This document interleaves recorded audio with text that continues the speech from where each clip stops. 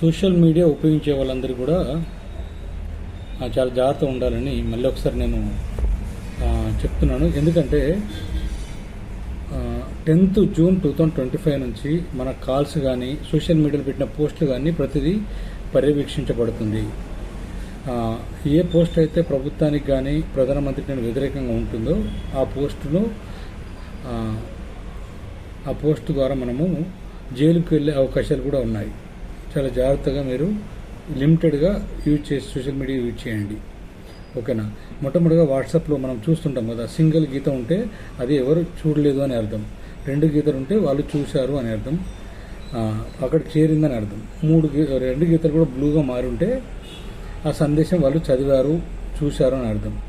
అట్లాగే 3 గీతలు నీలం రంగులో ఉంటే 3 గీతలు ఉంటే నీలం రంగులో ఉంటే అవి ప్రభుత్వం దాన్ని చూస్తుందని అర్థం. అందులో ఒక గీత రెడ్గా ఉంటే 2 గీతలు మాత్రము ఎరుపు రంగులో అంటే అది 2 గీతలు ఒక గీత ఎర్రగా ఉంటే 2 గీతలు బ్లూ రంగులో ఉంటే మన సందేశాన్ని గవర్నమెంట్ పర్యవేక్షిస్తుందని అర్థం. అలా 2 రెడ్ గీతలు ఒక బ్లూ గీత ఉంటే మన సందేశాన్ని మనము రెడీగా ఉండాలా, ప్రభుత్వం నుంచి నోటీస్ కానీ పోలీసు నుంచి నోటీస్ కానీ వస్తుందని, మనకు కోర్టు నుంచి సామాన్లు వస్తుందని రెడీగా ఉండాలి. 3 గీతలు రెడీగా వచ్చినాయి అంటే ఖచ్చితంగా మనము ప్రభుత్వానికి ప్లస్ కోర్టుకు జవాబు చెప్పాల్సిన అవసరం ఉంటుంది అని అర్థం.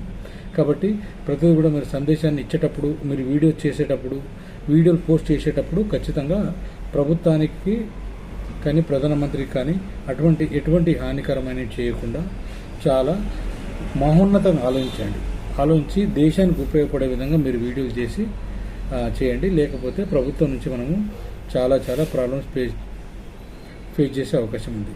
ఓకే. ఈ సందేశాన్ని మీకు నచ్చిన వారందరికీ కూడా షేర్ చేయండి. ఓకేనా. ఈ సందేశాన్ని లేకపోతే వాళ్ళు కూడా చిక్కులో పడే అవకాశం ఉంది. అన్ని గ్రూపులు షేర్ చేయండి.